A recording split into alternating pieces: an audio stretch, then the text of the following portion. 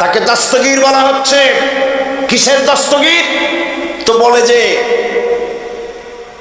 মেরাজের রাত্রে রাসূল করিম সাল্লাল্লাহু আলাইহি সাল্লাম নাকি কোন জায়গায় আছাড় খাইছিলেন, আর উনি গিয়া তার হাত ধরেছেন, এই জন্য বলা হচ্ছে দস্তগীর। তিনি তার হাত ধরে তাকে ঠিক করে দিয়েছেন। আবার আরশে তিনি উঠতে পারছিলেন না, সেই জন্য পীর সাহেবের কাঁধের উপরে পা রেখে হুজুর সাল্লাল্লাহু আলাইহি সাল্লাম আরশে উঠছে। আল্লাহর সিঁড়ির এত অভাব হয়েছে, এই দুনিয়া থেকে নিতে পারলেন, মহাশূন্য পাড়ি দিয়ে, ল অফ গ্রাভিটেশন পাড়ি দিয়ে আরশে আজিম পর্যন্ত, সিদরাতুল মুনতাহা পর্যন্ত নিলেন। আর ওইখানে বড় পীর সাহেবকে লাগলো তার কাঁধের উপরে পা দিয়ে তিনি উঠবেন। আহা, এর চাইতে বিদআত, এর চাইতে বাজে কথা মুসলমানদের জন্য আর কি হতে পারে? দুর্ভাগ্য এই জাতি, এই সব আলেম নামের কলঙ্ক, যারা নাকি বড় পীর সাহেবের নামে ওয়াজ করে করে বলেন, তার নামে দরুদ বানাইছে, তার নামে বলে ইয়া আব্দুল কাদের জিলানী শাইয়ান লিল্লাহ, জোরে কর নাউজুবিল্লাহ। বলা হয় হে বড় পীর সাহেব, আপনি আল্লাহর রাস্তায় আমাদের কিছু দেন। আরে মিয়া সাহেব, আব্দুল কাদের জিলানী রহমতুল্লাহ আলাইহি যা পেয়েছেন আল্লাহর কাছ থেকে পেয়েছেন, তার দেওয়ার কিচ্ছু নয়। যা দিবেন আপনাকে আমাকে আল্লাহ পাক দিবেন। ইয়া গাউস আগিসনি বলা জায়েজ নাই, ইয়া গাউস আগিসনি বলতে হবে আল্লাহ পাক। গাউসকে আল্লাহ পাক, তাকে বলতে হবে ইয়া গাউস আগিসনি, আয় আল্লাহ পাক তুমি আমাকে সাহায্য করো। সাহায্য করতে পারেন আল্লাহ পাক। বড় পীর সাহেবকে ইয়া গাউস আগিসনি বলা যাবে না। গাউসুল আজম, এই ডিগ্রি, এই খেতাব বেদাত পন্থীদের বানানো খেতাব। গাউসুল আজম কোন মানুষ হতে পারে না, পারে না, পারে না। গাউসে আজম, গাউসে আজম শুধুমাত্র আল্লাহ রাব্বুল আলামিন। গাউসে আজম কে? আল্লাহ রাব্বুল আলামিন, যিনি মানুষের ফরিয়াদ শোনেন, যিনি মানুষের ফরিয়াদ শোনেন, তিনি হচ্ছেন আল্লাহ পাক। বড় পীর সাহেবকে আমরা শ্রদ্ধা করি, কিন্তু সেই শ্রদ্ধার অর্থ এই নয় যে নবীদের চাইতে তিনি বড়, তিনি রাসূলের চাইতেও বড়, তার নামে দরুদ শরীফ বানাইতে হবে, জায়েজ নাই। আশা করি এই সব কথা আপনাদের মনে থাকবে। কি সব কথা তার জীবনী বানাইছে, তার মধ্যে লিখেছেন বড় পীর সাহেবের মা যখন, বড় পীর সাহেব মায়ের পেটে ছিলেন, তখন এক ফকির তার বাড়িতে আসছে। ফকিরকে তিনি ভিক্ষা দিতে বেরিয়েছেন মা, ওই সময় ভিক্ষুক বড় পীর সাহেবের মায়ের উপরে হাত দিতে গিয়েছিল। তখন পীর সাহেব মায়ের পেটের থেকে বাঘের মতো বেরিয়ে সেই ফকিরকে ঘাড় মটকায় দিল। বাজে কথা, কোন ফকির বড় পীর সাহেবের মায়ের গায়ে হাত দেয় নাই, বাজে কথা। তারপরে তিনি মরা মানুষ চিন্তা করেছেন, খড়গ পাঠাইয়া কারে পিটাইছে, বদনা মারছে, আর এক বাড়ি যাইয়া সেই বদনা দিয়ে পিটাইয়া মাথা ফাটাই দিছে, বাজে কথা। আপনি গাউসিয়া বানাইছে, কোথায় পেয়েছেন? আমরা ওই ধরনের বুজুর্গদের কথা মানি না। যা কোরআনে নাই, যা হাদিসে নাই, নতুন করে যা তৈরি হয়েছে মানি না, মানি না। আমাকে দেখতে হবে কোরআনে আল্লাহ পাক কি বলেছেন, হাদিস কি বলেছে। এটার নাম ঈমান, এটার নাম কি? কোরআন হাদিস পড়ে যে ঈমান আর আকীদা রক্তের মধ্যে, কলিজার মধ্যে ঢুকেছে, আমাকে যদি হত্যা করা হয়, আমাকে যদি জ্বালানো হয়, পোড়ানো হয়, এই আকীদা থেকে এক চুল সরে যাব না। এখন আমাদেরকে এই আকীদা মজবুত করতে হবে। গোলামি করব আল্লাহর, সাহায্য চাইব আল্লাহর কাছে। এবার আসেন, আল্লাহ রাব্বুল আলামিন সূরা ফাতিহার ভিতরে আমি বলেছিলাম এটা একটা অভিনন্দন পত্র। এটা কি অভিনন্দন পত্র? বান্দা অভিনন্দন পত্র পেশ করতেছে কার কাছে? আল্লাহর কাছে। এই অভিনন্দন পত্রের কয়টা ভাগ ছিল?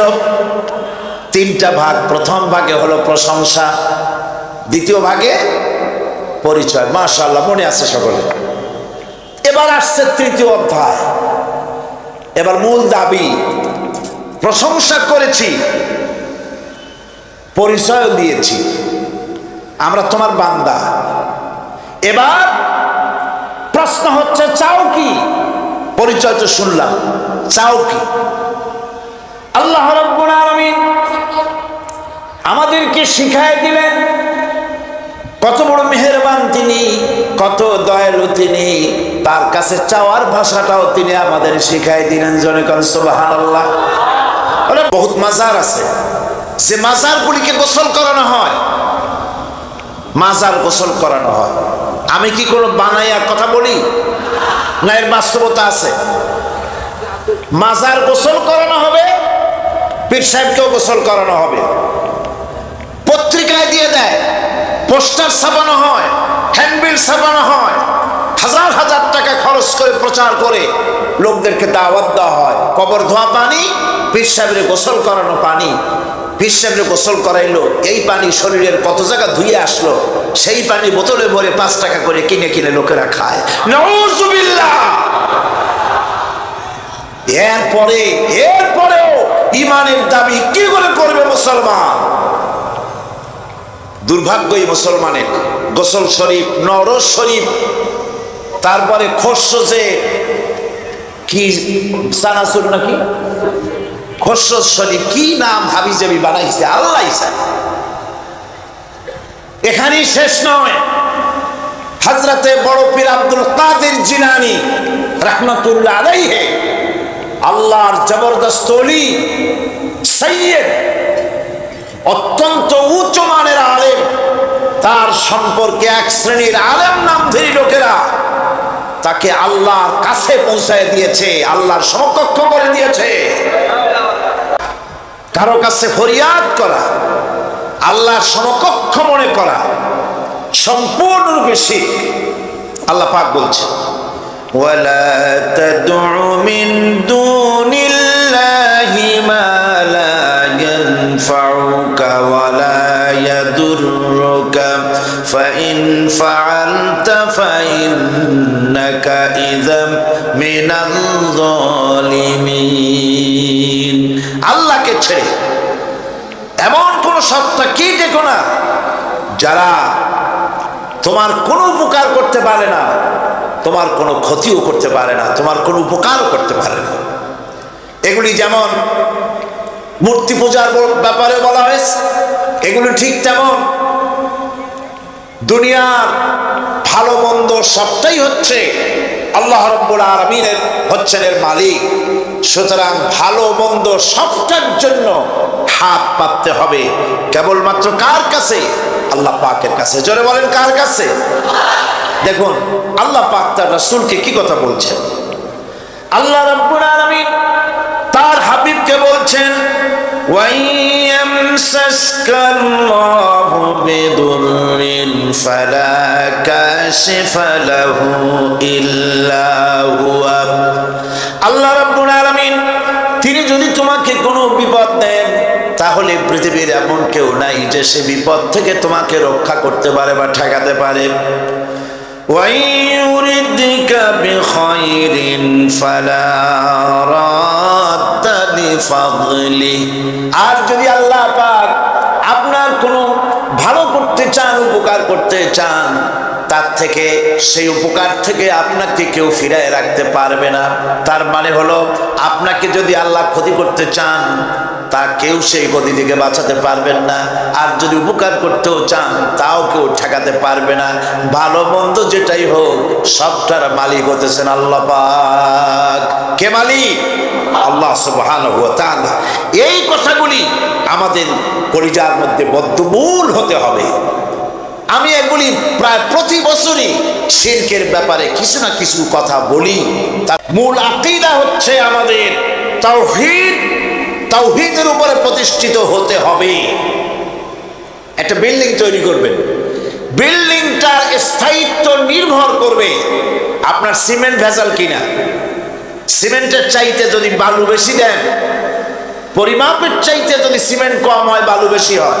অথবা বালু সিমেন্টে যদি মাটি মিশানো থাকে, এ দিয়ে যদি কোনো বিল্ডিং তৈরি হয়, সামান্য ভূমিকম্প বা জোরে বাতাস আসলেই বিল্ডিংটা কাত হয়ে পড়ে যাবে, ঠিক কিনা?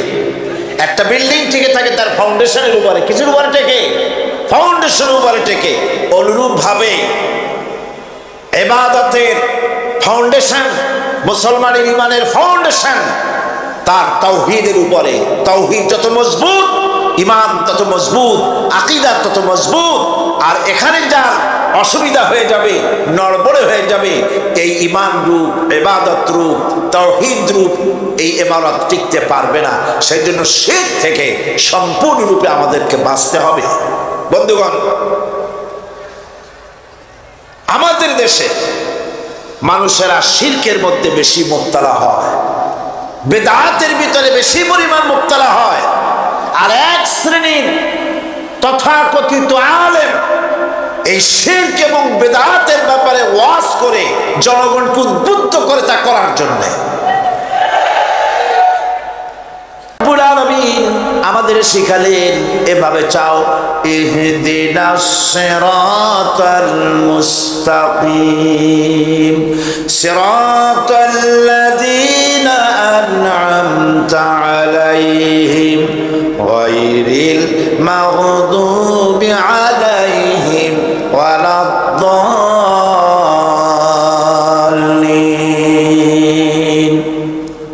আয় আল্লাহ, ইহদিনাস সিরাতাল মুস্তাকিম, একটা রাস্তা চাই, সহজ সরল সঠিক একটি পথ চাই তোমার কাছে। সেই পথটা চাই যে পথ হচ্ছে নিয়ামত প্রাপ্তদের, অভিশপ্ত এবং পথভ্রষ্টদের পথ নয়। যে পথ নিয়ামত প্রাপ্তদের, ওই ধরনের একটা পথ আমরা চাই। পথ দেখাবার মালিককে কোরআনে কারীম বলছে, আল্লাহ রাব্বুল আলামিন বলেন, ওয়া আলাল্লাহি কাসদুস সাবিলি ওয়া মিনহা জাইরুন ওয়ালাউ শাআ লাহাদাকুম আজমাইন। ওয়া আলাল্লাহি কাসদুস সাবিল, সোজা রাস্তা বলে দেওয়ার দায়িত্ব আমি আল্লাহ। সোজা রাস্তা বলে দেওয়ার দায়িত্ব কার? তিনি বলছেন বলার দায়িত্ব আমার।